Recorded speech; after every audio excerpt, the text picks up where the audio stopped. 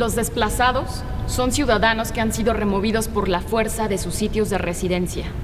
En México, la cifra de personas desplazadas ha incrementado exponencialmente desde el 2006. Y a pesar de existir legalmente en su país, no reciben de este ninguna forma de protección que preserve sus derechos, ni sus vidas, ni las de sus hijos, si es que los tuviesen. Estos grupos de expulsados se han visto forzados irremediablemente a construir una patria temporal en cualquier otro sitio más seguro.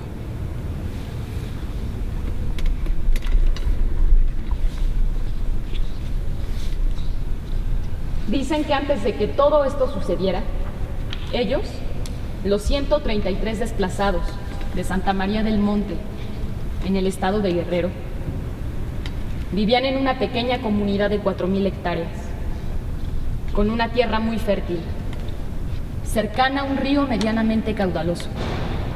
Dicen que todas sus casas estaban hechas de cemento y que tenían los corrales llenos de ganado. Ellos se enorgullecían de no conocer la oficina del gobernador, porque solucionaban sus problemas entre ellos, en comunidad. Dicen que hace 5 o 6 años, un grupo de hombres armados apareció por el lugar. Al principio fueron pocos, luego llegaron más. Y después fueron muchos. Dicen que nadie decía nada porque nadie se metía con nadie.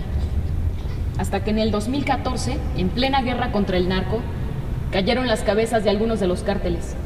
Y la verdadera guerra también se desató en el pueblo. Santa María del Monte se encuentra dentro del Pentágono de la Amapola, un área que abarca 20 municipios del estado de Guerrero.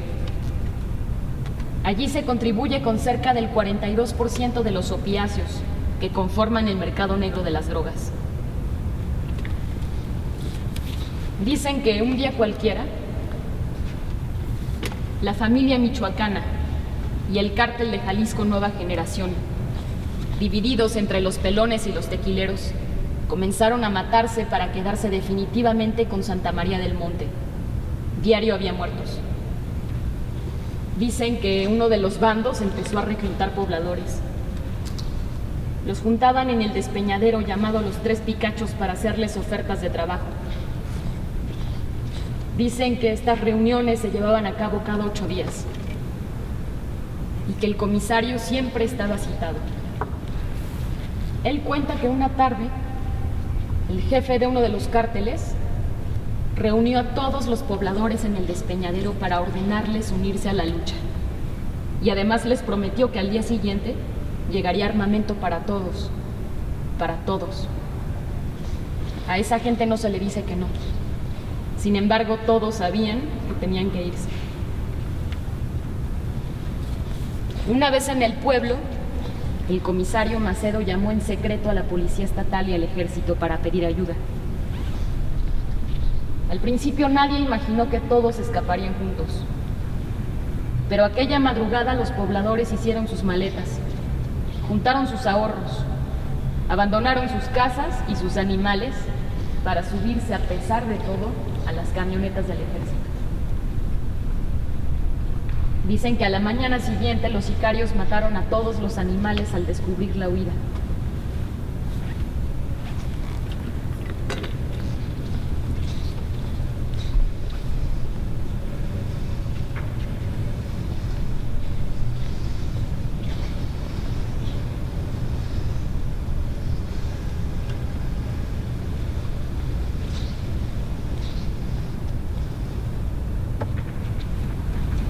Cuando la nueva comunidad de desplazados llegó a Chilpancingo, conoció por primera vez la oficina del gobernador. Y aunque él no pudo atenderlos personalmente, uno de sus asistentes les informó que serían hospedados en el salón de fiestas Calipso, que era un galerón casi sin ventanas, con un baño para hombres y otro para mujeres. Y además tenían que compartir aquel lugar con los damnificados del huracán Manuel. Al cabo de unos meses, por una suerte de consideración especial, el gobierno reubicó a las 22 familias en el hotel El Diplomático, una pensión de 2 estrellas. Les asignaron un cuarto por familia con baño propio. A la entrada del hotel había 3 guardias encapuchados con rifles de alto poder. Ellos resguardaban la entrada. La nueva comunidad de desplazados hacía trabajos como jornaleros o revendían cosas usadas para sobrevivir. El propio comisario vivía de comprar garrafones de agua a 10 pesos y revenderlos a 11. El gobierno gastaba 35,000 pesos mensuales en seguridad y renta. Ellos estuvieron ahí desde junio del 2015 hasta enero del 2017. Cuando el gobernador citó en su despacho al comisario, le dijo que le gustaría seguir apoyándolo, pero que ya no podía más, y les exigió a los residentes del diplomático que buscaran otro lugar para vivir. También le informó que al día siguiente los encapuchados que resguardaban el hotel no se presentarían más a trabajar. Al día siguiente, cuando los desplazados estaban a punto de abandonar el hotel, se presentó en el comedor del diplomático el líder de uno de los cárteles para informarles que estaba al tanto de su situación y que quería ayudarlos. Que no se preocuparan más, que todo estaba olvidado ya, que por cortesía suya, 22 camionetas vendrían a recogerlos en menos de 2 horas. Que no se preocuparan, que todo estaba olvidado. Que podían regresar a sus casas, a cuidar su nuevo jardín de amapolas.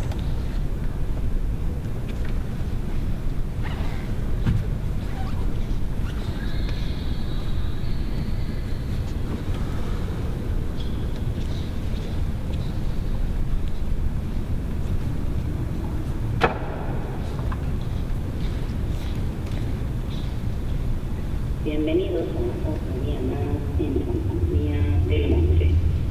Esperamos que cada uno de ustedes se sienta sumamente orgulloso de formar parte de la primera comunidad agrícola autónoma y autosustentable del país. Y no se olviden, el esfuerzo que pongan en cultivar el jardín se verá directamente reflejado en la prosperidad y sobre todo la tranquilidad de nuestra comunidad. Tengan un buen día y hasta pronto. En esta silla debería estar sentada Karen Mercado. Ella no pudo acompañarnos esta tarde, sin embargo es un personaje imprescindible en esta pieza.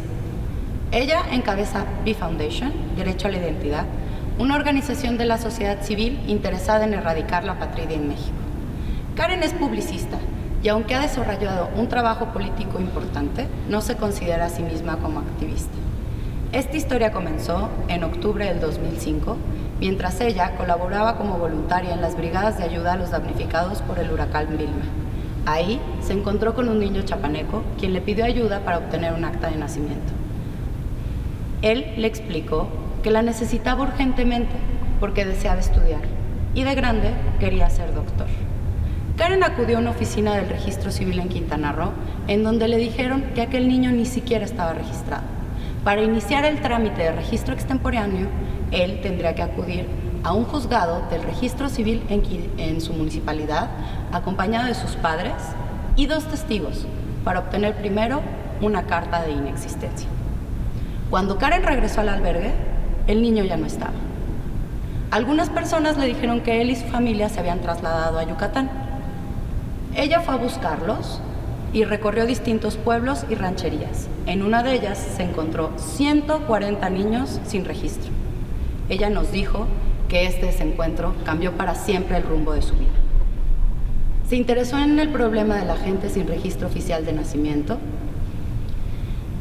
y encontró que las cifras oficiales aseguraban que en México hay 700,000 personas sin registro oficial de nacimiento. Ella nos confesó también que no sabía hasta qué punto estaba involucrada en el asunto, hasta que un día su padre le dijo: Karen, si tú realmente quieres hacer algo por esta causa, tendrías que formulártelo como una reforma constitucional. Desde luego a esta idea le pareció absurda. Sin embargo, consultó a muchos especialistas y encontró un estudio académico que revelaba que en realidad hay de 10 a 14 millones de mexicanos apátridas, es decir, millones de personas que el Estado mexicano no reconoce legalmente como ciudadanos. Por otro lado, se entrevistó con diputados y senadores de todas las facciones políticas para interesarlos en el problema de la gente sin registro y de la exclusión en México. Así, logró convencer a un grupo de diputados ultraconservadores, quienes presentaron el proyecto de reforma ante las cámaras.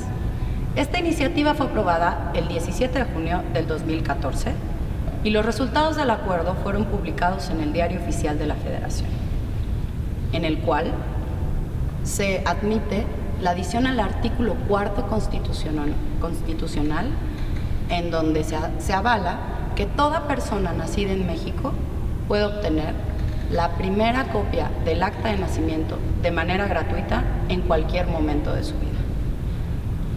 Antes de esta reforma, quien quisiera obtener un acta de nacimiento después del primer año de vida tenía que pagar multas proporcionales a la edad del solicitante que variaban según el estado de la República donde se hiciera la gestión.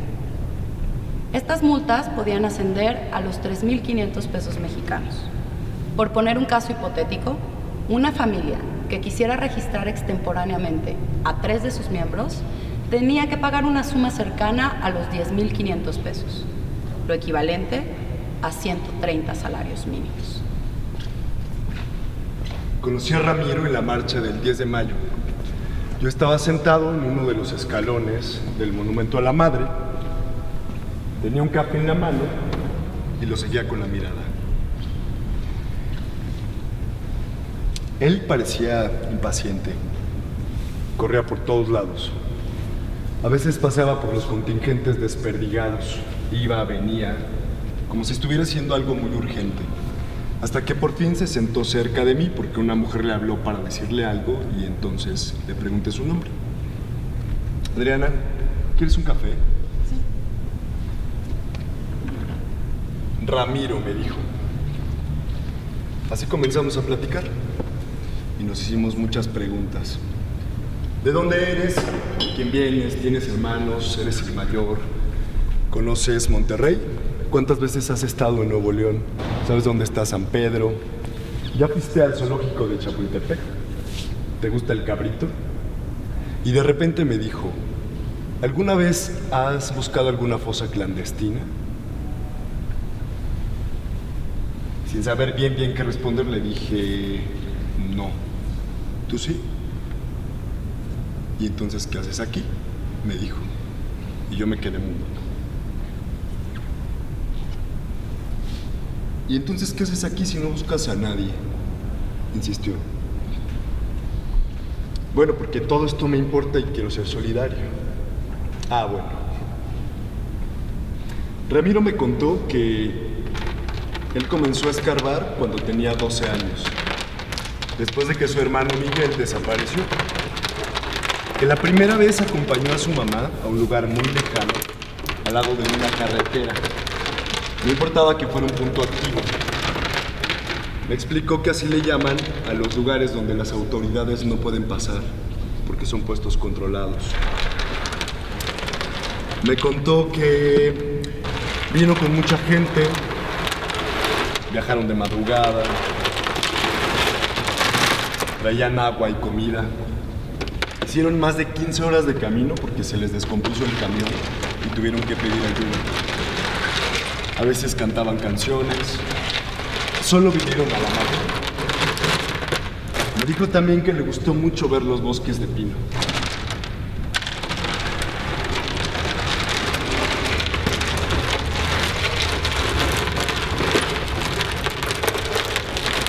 También me confesó que se quedó dormido un largo rato y que tuvo muchos sueños. Uno de ellos, bien cura, me dijo. Soñé que había miles de personas llegando al Ángel. Que la avenida Reforma estaba toda llena de gente. Que la multitud llegaba desde esta hasta la otra glorieta. Y que en el sueño, dijo, todos tenían en las manos la cara de su hermano. Y al día siguiente aparecían fotos de aquella marcha en todos los periódicos del mundo.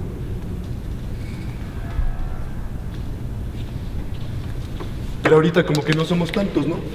Me dijo. Yo intentaba argumentar que todo esto es muy complejo, es difícil de comprender.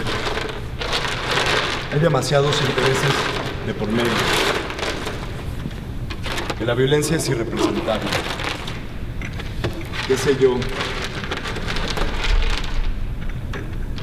Que en el fondo tengo miedo.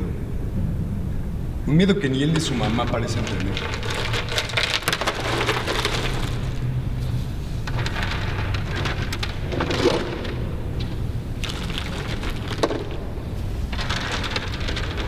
Luego caminamos juntos hasta el Ángel. Y mientras marchábamos, su mamá me precisó detalles de cómo se organizan cuando salen a escarbar en las fosas clandestinas, cómo se protegen entre todos los que buscan. Dice que a menudo las autoridades presionan a los parientes de los desaparecidos para que no denuncien. Dice que por su propia seguridad.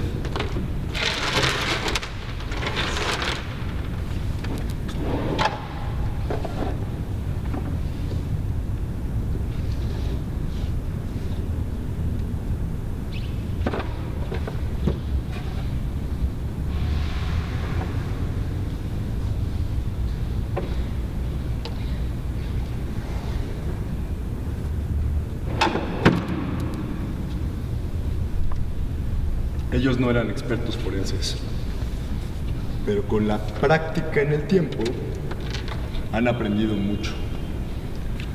Ahora pueden distinguir los vestigios importantes.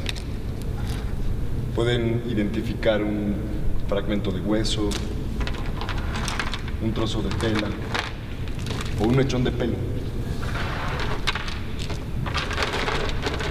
Dolores ha dejado muestras de sangre y saliva en todos los laboratorios genéticos forenses del país. Y aunque no han encontrado a Miguel, dice que tiene muchas esperanzas, que eso es lo único que la mantiene con vida.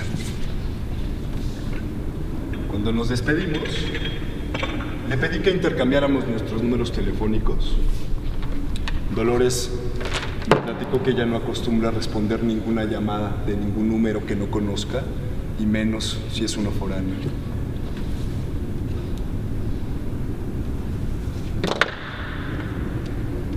A veces les llamo para platicar, para saber que están bien, que siguen ahí, que no han desaparecido.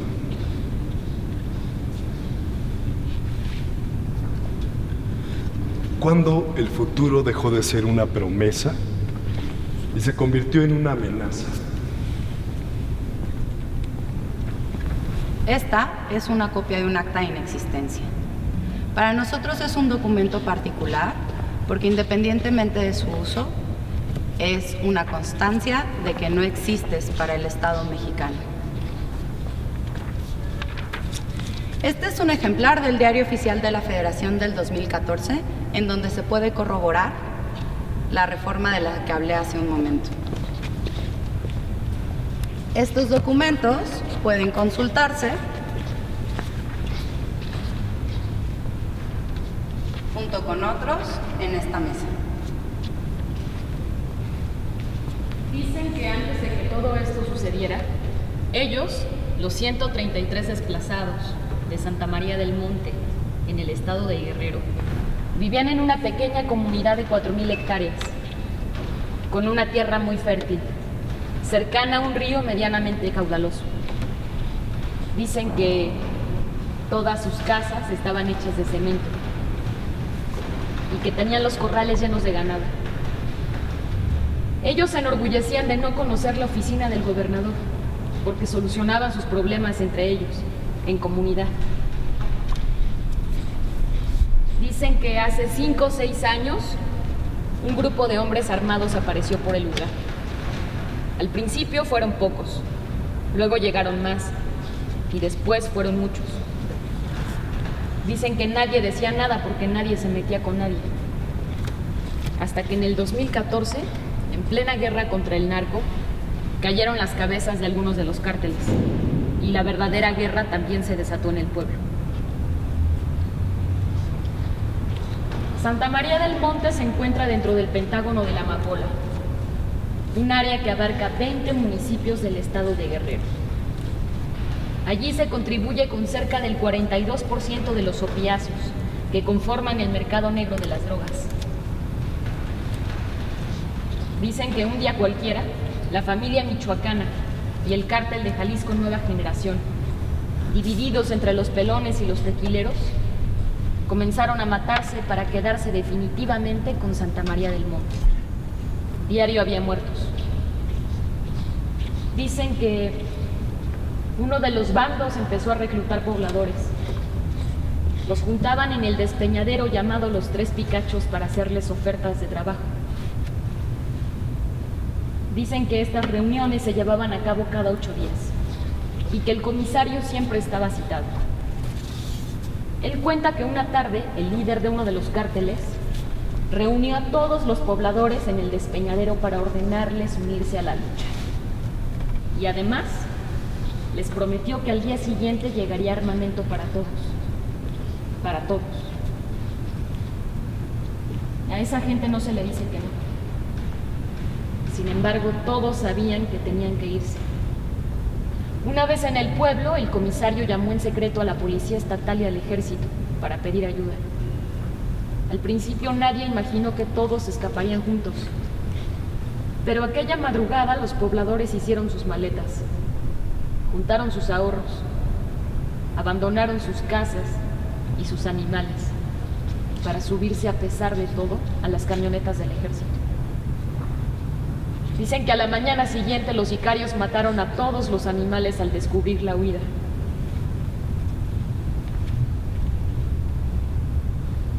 Cuando la nueva comunidad de desplazados llegó a Chilpancingo, conoció por primera vez la oficina del gobernador.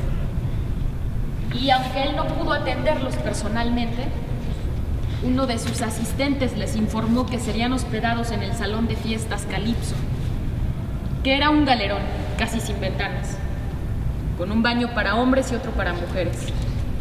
Y además tenían que compartir aquel lugar con los damnificados del huracán Manuel. Al cabo de unos meses, por una suerte de consideración especial, el gobierno reubicó a las 22 familias en el hotel El Diplomático, una pensión de 2 estrellas. Les asignaron un cuarto por familia con baño propio. A la entrada del hotel había 3 guardias encapuchados con rifles de alto poder. Ellos resguardaban la entrada. La nueva comunidad de desplazados hacía trabajos como jornaleros o revendían cosas usadas para sobrevivir. El propio comisario vivía de comprar garrafones de agua a 10 pesos y revenderlos a 11. El gobierno gastaba 35,000 pesos mensuales en seguridad y renta. Ellos estuvieron ahí desde junio del 2015 hasta enero del 2017.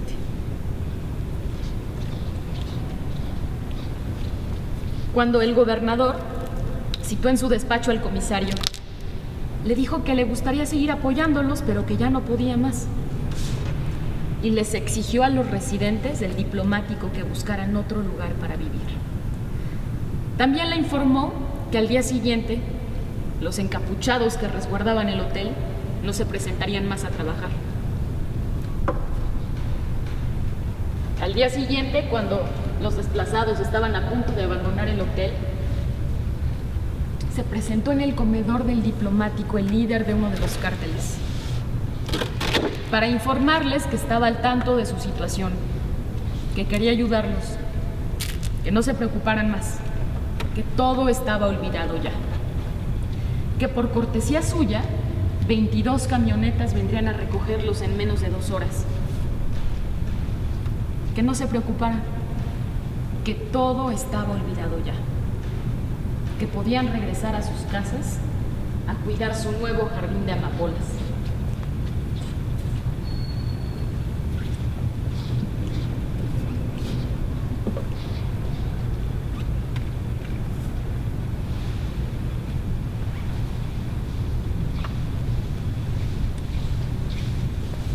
Bienvenidos a un día más en Santa María del Monte. Esperamos que cada uno de ustedes sienta sumamente orgulloso de formar parte de la primera comunidad agrícola autónoma y autosustentable del país. Y no se olviden, el esfuerzo que pongan en cultivar el jardín se verá directamente reflejado en la prosperidad y sobre todo la tranquilidad de nuestra comunidad. Tengan un buen día y hasta pronto. En esta silla debería estar sentada Karen Mercado. Aunque ella no pudo acompañarnos esta tarde, es un personaje imprescindible en esta historia.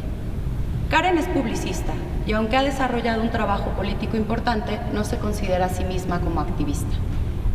Conviene señalar que ella nunca supo si aquel niño que conoció en un albergue para damnificados en Cancún logró o no tener un acta de nacimiento. Ese niño hoy podría tener unos 20 años y tal vez estaría estudiando medicina.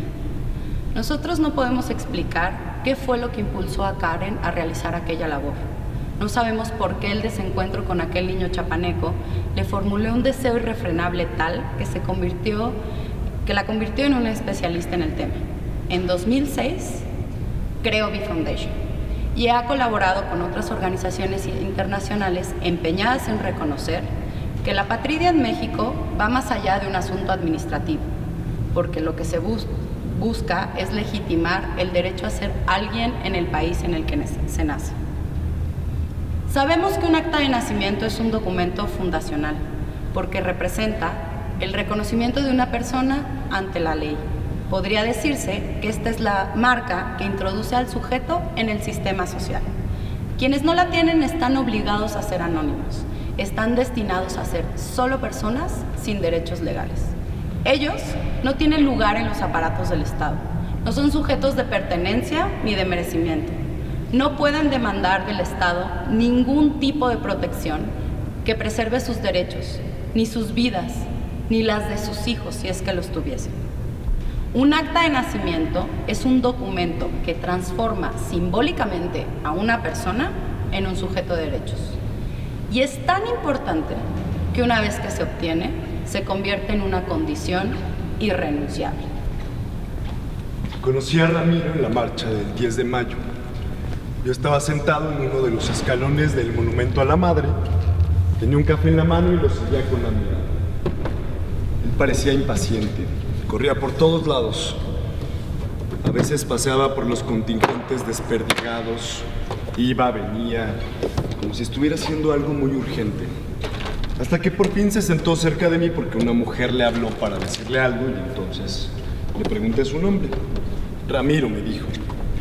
Así comenzamos a platicar y nos hicimos muchas preguntas. ¿De dónde eres? ¿Con quién vienes? ¿Tienes hermanos? ¿Eres el mayor? ¿Es la primera vez que vienes a la ciudad? ¿Conoces Monterrey? ¿Sabes dónde está San Pedro? ¿Ya fuiste al zoológico de Chapultepec? ¿Te gusta el cabrito? Y de repente me dicen, ¿alguna vez has buscado una fosa clandestina? Y yo, sin saber bien qué responder, le dije, no, ¿tú sí? ¿Y entonces qué haces aquí si no buscas a nadie?, me dijo. Y yo me quedé mudo.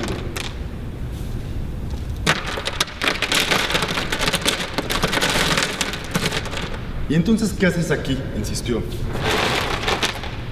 Bueno, porque todo esto me importa y quiero ser solidario, le dije. Ah, bueno. Ramiro me contó que él comenzó a escarbar cuando tenía 12 años, después de que su hermano Miguel desapareció. Que la primera vez acompañó a su mamá a un lugar muy lejano, al lado de una carretera. No importaba que fuera un punto activo. Me explicó que así le llaman a los lugares donde las autoridades no pueden pasar, porque son puestos controlados. Me contó que viajó en autobús, vino con mucha gente, salieron de madrugada, traían agua y comida. Hicieron más de 15 horas de camino porque se les descompuso el camión y tuvieron que pedir ayuda. A veces cantaban canciones. Y que solo vinieron a la marcha. Me dijo que le gustó mucho ver los bosques de pinos. También me confesó que se quedó dormido un largo rato, que tuvo muchos sueños. Uno de ellos, bien cura, me dijo. Soñé que había miles de personas llegando al Ángel.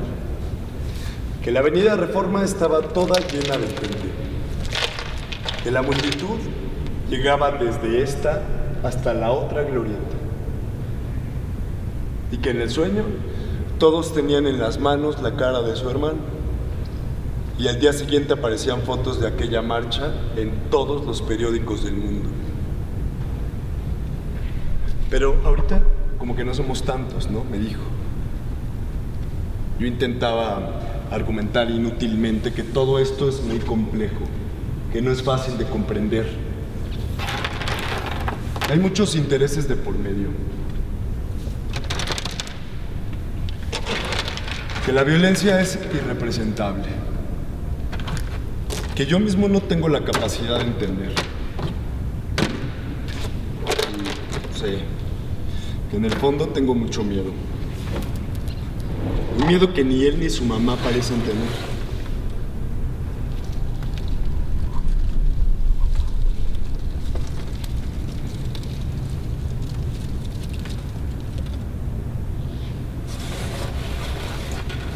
Caminamos juntos hasta el Ángel. Y mientras marchábamos, su mamá me preguntó si yo era reportero. Entonces me precisó detalles de cómo se organizan cuando salen a buscar en las fosas clandestinas, cómo se cuidan entre todos los que escarban. Dolores dice que a menudo las autoridades presionan a los parientes de los desaparecidos para que no denuncien, dizque por su propia seguridad. Adriana, ¿quieres un café? Sí.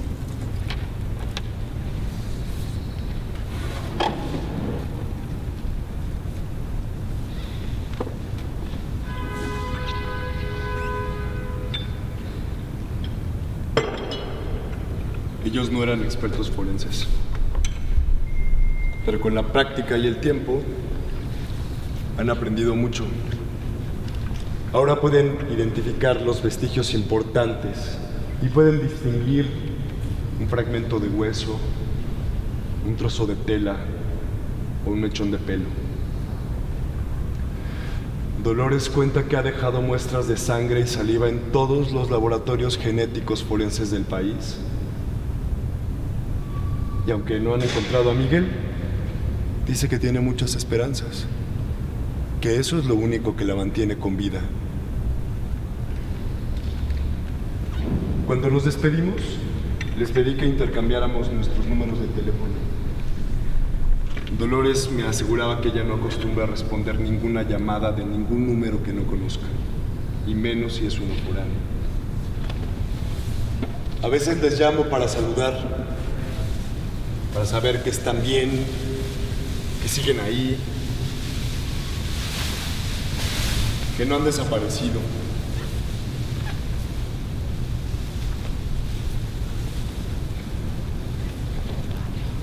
¿Quién gana cuando alguien desaparece? No pasó mucho tiempo después de la reforma del 2014, cuando empezaron a llegar al sitio de B Foundation correos provenientes de personas que habían migrado a los Estados Unidos sin un acta de nacimiento. Para ese entonces, la fundación ya tenía muchos aliados importantes y juntos organizaron el primer foro sobre derecho a la identidad e inmigración en el Mexico Institute del Wilson Center en Washington, D.C. Karen se encontraba preparando este evento cuando recibió un correo de Pascual Callejas, un chico originario de la Sierra Queretana cuyos padres habían llevado a San Antonio, Texas, a los meses de nacidos. Pascual logró estudiar hasta el high school e incluso consiguió una beca para inscribirse en el college. Pero cuando le pidió a los padres su acta de nacimiento para inscribirse, descubrió que no tenía una. Pascual acudió a un consulado en San Antonio, en donde le dijeron que tendría que visitar la oficina del registro civil en Querétaro, algo que Pascual, en su condición de migrante indocumentado, no podía hacer. En B Foundation Lo invitaron a participar en aquel evento porque pensaron que su participación sería de suma importancia y lo invitaron a dar su testimonio ante una audiencia multinacional. Pascual aceptó y la comunidad mexicana se ofreció a pagar todos sus gastos. Incluso su profesor de español se ofreció a prestarle un traje y le consiguió una credencial de la biblioteca que no era más que un pedazo de cartón enmicado con su nombre y su fotografía impresos. No sabemos cómo, con esta rarísima identificación y siendo menor de edad, Pascual logró abordar el avión que lo llevaría a Washington. Al foro asistieron más de 70 organizaciones internacionales. Y según Karen, este es el evento más visto en línea en la historia del Mexico Institute. Y Pascual, el primer joven indocumentado en dar un testimonio ante una audiencia como esa. También según Karen, este testimonio dio paso a una segunda reforma, esta vez al artículo 44 constitucional, mediante el cual se asegura que toda persona que haya migrado a los Estados Unidos de América sin tener un acta de nacimiento puede realizar el trámite de registro extemporáneo desde cualquier consulado del país. Dicen que antes de que todo esto sucediera, ellos, los 133 desplazados de Santa María del Monte, en el estado de Guerrero, vivían en una pequeña comunidad de 4,000 hectáreas, con una tierra muy fértil, cercana a un río medianamente caudaloso. Dicen que todas sus casas estaban hechas de cemento y que tenían los corrales llenos de ganado. Ellos se enorgullecían de no conocer la oficina del gobernador, porque solucionaban sus problemas entre ellos, en comunidad. Dicen que hace 5 o 6 años, un grupo de hombres armados apareció por el lugar. Al principio fueron pocos, luego llegaron más y después fueron muchos. Dicen que nadie decía nada porque nadie se metía con nadie. Hasta que en el 2014, en plena guerra contra el narco, cayeron las cabezas de algunos de los cárteles y la verdadera guerra también se desató en el pueblo. Santa María del Monte se encuentra dentro del Pentágono de la Amapola, un área que abarca 20 municipios del estado de Guerrero. Allí se contribuye con cerca del 42% de los opiáceos que conforman el mercado negro de las drogas. Dicen que un día cualquiera, la familia michoacana y el cártel de Jalisco Nueva Generación, divididos entre los pelones y los tequileros, comenzaron a matarse para quedarse definitivamente con Santa María del Monte. Diario había muertos. Dicen que uno de los bandos empezó a reclutar pobladores. Los juntaban en el despeñadero llamado Los Tres Picachos para hacerles ofertas de trabajo. Dicen que estas reuniones se llevaban a cabo cada 8 días y que el comisario siempre estaba citado. Él cuenta que una tarde, el líder de uno de los cárteles reunió todos los pobladores en el despeñadero para ordenarles unirse a la lucha. Y además les prometió que al día siguiente llegaría armamento para todos. Para todos. A esa gente no se le dice que no. Sin embargo, todos sabían que tenían que irse.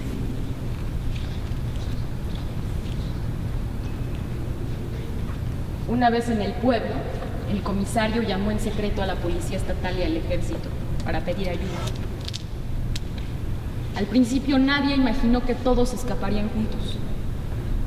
Pero aquella madrugada, los pobladores hicieron sus maletas, juntaron sus ahorros, abandonaron sus casas y sus animales para subirse a pesar de todo a las camionetas del ejército. Dicen que a la mañana siguiente los sicarios mataron a todos los animales al descubrir la huida.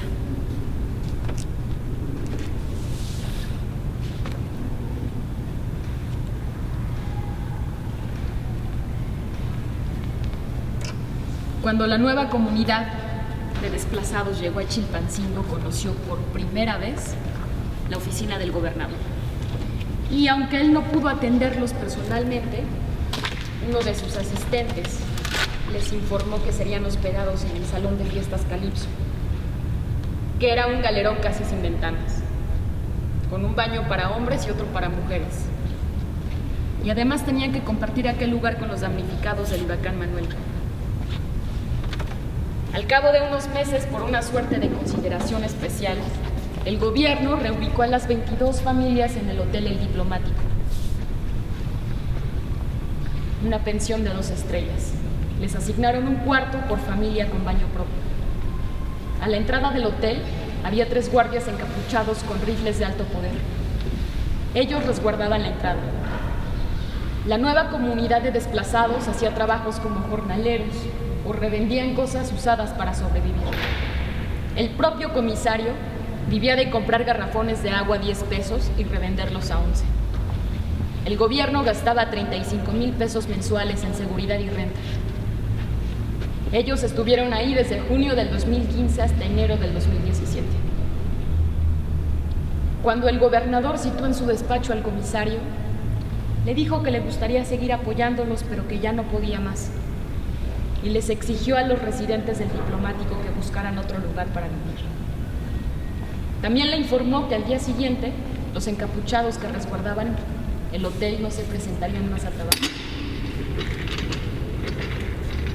Al día siguiente, cuando los desplazados estaban a punto de abandonar el hotel, se presentó en el comedor del diplomático el líder de uno de los cárteles para informarles que estaba al tanto de su situación, que quería ayudarlos, que no se preocuparan más, que todo estaba olvidado ya, que podían regresar a sus casas, a cuidar su nuevo jardín de amapolas.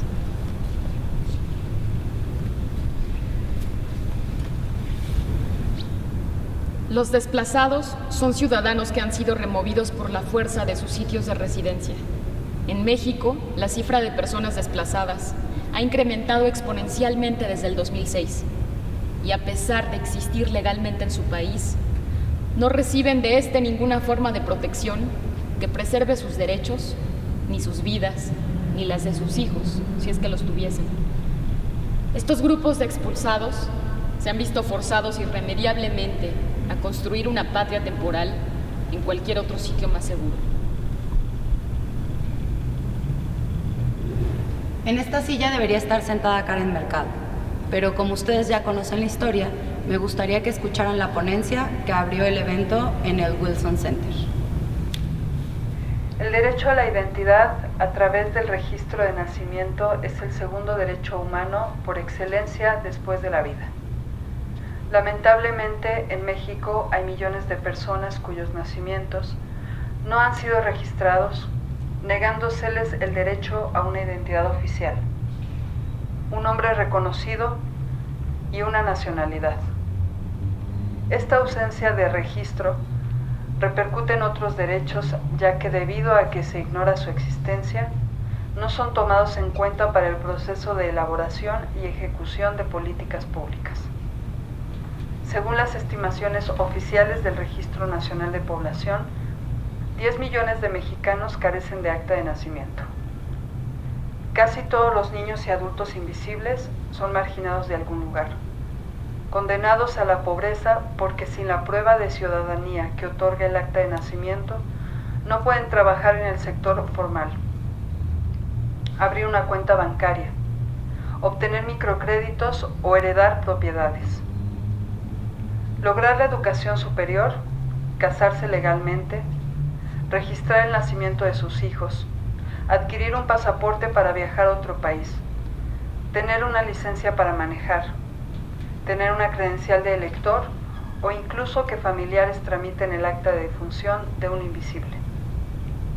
Además, esta condición deja a millones de mexicanos aún más vulnerables a las redes criminales, adopciones ilegales y otras formas de explotación y el reclutamiento para el crimen organizado por la ventaja que ofrece su non-status.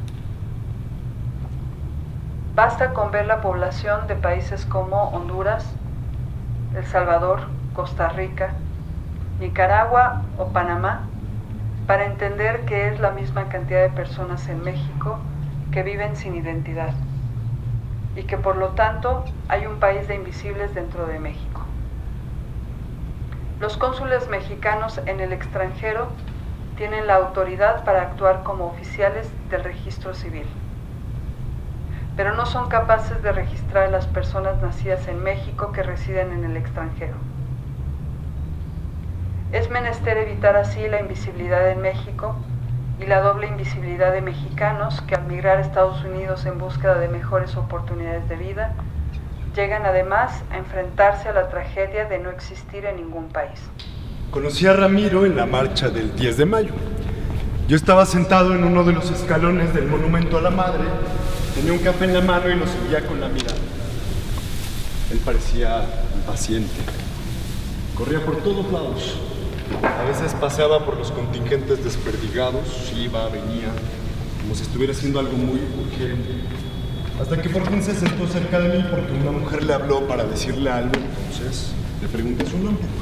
Ramiro, me dijo. Así comenzamos a platicar y nos hicimos muchas preguntas. ¿De dónde eres? ¿Con quién vienes? ¿Tienes hermanos? ¿Eres el mayor? ¿Conoces Monterrey? ¿Cuántas veces has estado en Nuevo León?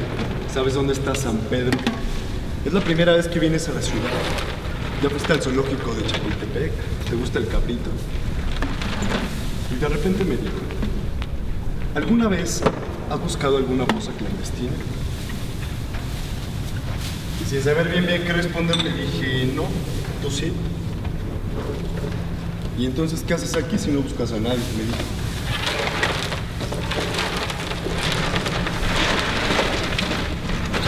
Yo me quedé mudo. ¿Y entonces qué haces aquí si no buscas a nadie? Insistió. Bueno, porque todo esto me importa y quiero ser solidario, le dije. Ramiro me contó que él comenzó a escarbar cuando tenía 12 años, después de que su hermano Miguel desapareció. Que la primera vez acompañó a su mamá a un lugar muy lejano al lado de una carretera. No importaba que fuera un punto activo. Me explicó que así le llaman a los lugares donde las autoridades no pueden pasar, porque son puestos controlados. Me contó que vino con mucha gente, viajaron en autobús, traían agua y comida, a veces cantaban canciones. Hicieron más de 15 horas de camino porque se les descompuso el camión y tuvieron que pedir ayuda. También me dijo que le gustó mucho ver los bosques de pino y que solo vinieron a la marcha. Me confesó que se quedó dormido un largo rato y que tuvo muchos sueños. Uno de ellos bien cura, me dijo. Soñé que había miles de personas llegando al ángel. Que la avenida Reforma estaba toda llena de gente y la multitud llegaba desde esta hasta la otra glorieta. Y que todos en el sueño tenían en las manos la cara de su hermano. Y al día siguiente aparecían fotos de aquella marcha en todos los periódicos del mundo. Pero ahorita con un modo que no somos tantos, ¿no? Me dijo. Yo intentaba argumentar inútilmente que todo esto es muy complejo, que no es fácil de comprender, que hay muchos intereses de por medio, que la violencia es irrepresentable. ¿Qué sé yo? Que en el fondo tengo miedo. Un miedo que ni él ni su mamá parecen tener. Caminamos juntos hasta el Ángel y mientras marchábamos su mamá me preguntó si era reportero y entonces me precisó detalles de cómo se organizan cuando salen a buscar las fosas clandestinas, cómo se protegen entre todos los que buscan. Dice que a menudo las autoridades presionan a los parientes de los desaparecidos para que no denuncien, dizque por su propia seguridad. Dolores ha dejado muestras de sangre y saliva en todos los laboratorios genéticos forenses del país. Y aunque no han encontrado a Miguel, dice que tiene muchas esperanzas, que eso es lo único que la mantiene con vida.